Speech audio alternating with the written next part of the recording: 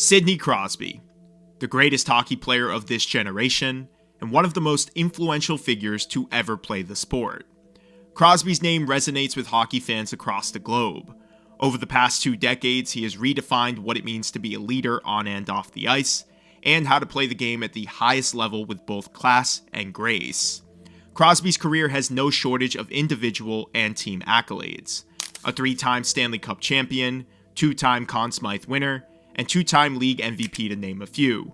Oh yeah, and don't forget recent captain and winner of the Four Nations Face-Off tournament.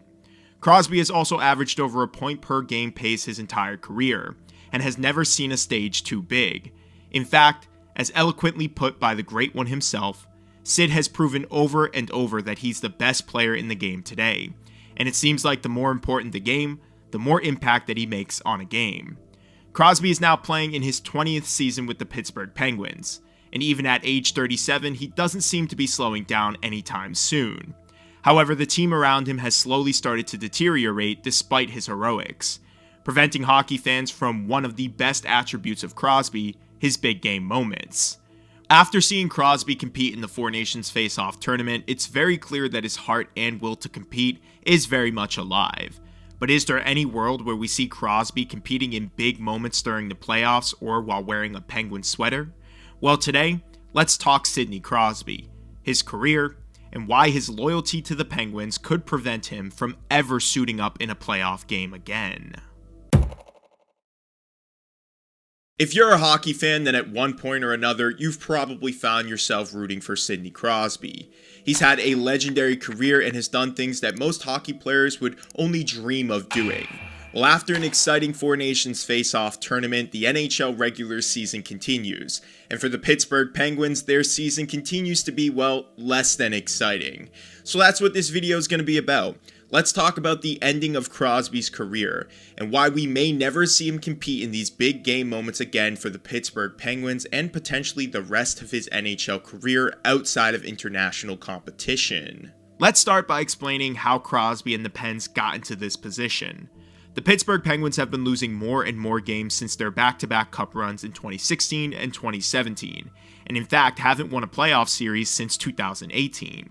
However, this is not simply because of their aging core. It's more a combination of poor decisions from their front office. Let's go all the way back to Jim Rutherford, because this is where things started. First off, he was a great GM, but towards the end of his tenure in Pittsburgh, he changed his philosophy of building a team that used speed and skill to win, and instead swapped it out to become a tougher team, which completely contradicted the way that the Penguins played hockey. To follow Rutherford was Ron Hextall, who, in the nicest of ways, was just terrible for the Penguins. During his 2-year tenure, he did pretty much nothing right. He sabotaged the Seattle expansion draft by allowing Jared McCann and Brandon Tanev to leave just so he could keep Jeff Carter, add in the John Marino, Mike Matheson, and Mikhail Granlund trades, as well as his terrible asset and cap management, and we're talking about one of the more horrific GMs for the organization. Fast forward to today, and their GM is Kyle Dubas, and at the time of this recording, they are the 3rd worst team in their conference. They also have a minus 37 goal differential, and with the conference wildcard race being so tight this year, they will likely miss the playoffs for a 3rd season in a row.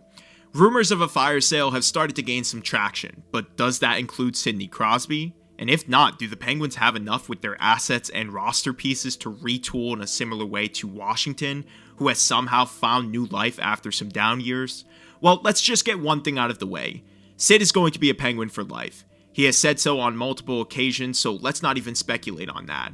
But that just leaves us with one path for the Pittsburgh Penguins, and that's a full-on retool. Now, Washington had themselves a pretty good situation to work with, and while they may not have been competitive for a few years, they still had a few things going for them. The OV goal chase and a few other nice young prospects that were coming up through the ranks. For the Pittsburgh Penguins, there's a lot of roster flaws and some pretty terrible contracts that I just don't think this team's going to be able to move. But I do think that a retool is their only option if they want to keep Sidney Crosby on this roster, because if you don't retool with him on this team, you're doing a huge disservice not only to the player, but to your fan base as well. One of the biggest challenges for the Penguins is actually making trades, and that's because a lot of their roster players have some sort of restriction within their contracts, or their contracts are just so bad that they're going to be impossible for Pittsburgh to move. Evgeny Malkin, Chris Letang, Erik Karlsson, and Brian Rust all have complete no movement clauses, while Rickard Rakell, Michael Bunting, Kevin Hayes, Noel Acciari, Ryan Graves, and Tristan Jarry all have some sort of limited or modified no-trade clause. Now, this doesn't mean that you can't move off of these players, but what it does mean is that you're never going to get the highest possible trade value because the player has all the power here. And a good recent example of this is the Vancouver Canucks and JT Miller. The Canucks wanted to move off of their star center, but because he had a no-trade clause, they only got to trade him to wherever he wanted to go to. And with the Rangers being the only team on his list, they had to take less than market value for this player in order to move off of him. Now, there's a lot of similarities between the Penguins situation and what the Canucks were just going through with JT Miller, but the big difference is that their players have legacy where JT Miller didn't do all that much for the Canucks outside of just being a really good point producer. So I can't imagine the Penguins are going to move off of Malkin or Letang. They won't get much value back for them. It'll probably look better for the organization to just keep them for their entire careers, meaning that there's one player that stands out with their contract and what the Penguins can do with him in this situation. Of the Penguins' 4 best players, or at least their 4 highest paid players, Karlsson would be the odd guy out in this situation just simply because he doesn't have the same legacy with the organization as the other 3. But trading him is going to be a bit of a challenge given the fact that you still owe him $10 million per season for 2 more years. And let's face it, he's just not the same player that he once was. But I'm going to leave you Penguin fans with a bit of a positive takeaway. Karlsson looked great in the Four Nations Face-Off tournament and proved that he's still a great offensive option for a team if they can somehow afford him. Karlsson shouldn't be a team's number 1 guy anymore. I just feel like he's better suited playing on a second defensive pairing nowadays. That way teams can hide his deficiencies a bit more and you can get more offense out of him and provide your team with a little bit more structure as well as some help from your back end if potentially your team needs it. Now, if you use him the way that I imagine, then it's going to be tough because $10 million for a second pairing defenseman on the back 9 of his career isn't exactly attractive for teams, but if the Penguins retain some of his salary, then I think he could be a huge addition or just as a rental for a team, make a big impact in the playoffs this year and next year, depending on how this trade would shake out. So with that being said, there is one contract that I think is going to be immovable for the Penguins, and that's Tristan Jarry's. Jarry signed an extension with the Penguins after some pretty inconsistent seasons, and I think that this is going to be the biggest stain on Dubas's legacy with the Penguins. Jarry was waived this season after a couple of terrible performances, and in my opinion, I never felt like he was a starter-level guy to deserve that contract, especially with the way that he was playing with the Penguins. So with that being said, this basically means that Karlsson is going to be the only real option for the Penguins to move off from if they want to get any sort of cap space back and get any sort of value for some of these players that they're willing to actually deal. So why is this a sad ending to Sidney Crosby's career? Well, I'm not sure if this team will ever somehow manage to put a roster around Crosby again that will allow him to be in the playoffs, let alone be a contender for the Cup. Maybe Crosby's okay with all of this. With all the winning he's done throughout his career, maybe he just wants to play hockey with this team and retire gracefully. But I think every hockey fan, especially after the Four Nations Face-Off tournament, realized that Crosby, in big moments, is still probably the biggest draw in all of hockey.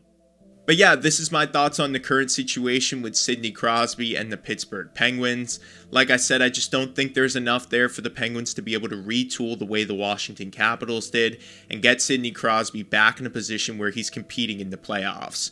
But I want to hear from you guys. What do you think about the Pittsburgh Penguins? Do you agree with my commentary here, or do you think that there's a few things that the Penguins can have under their sleeves that could potentially turn their franchise around while Sidney Crosby is still playing there? Let me know what you guys think in the comments below. Make sure you like this video and subscribe to the channel for more content like this. Thank you guys as always for watching. I will see you guys in the next episode.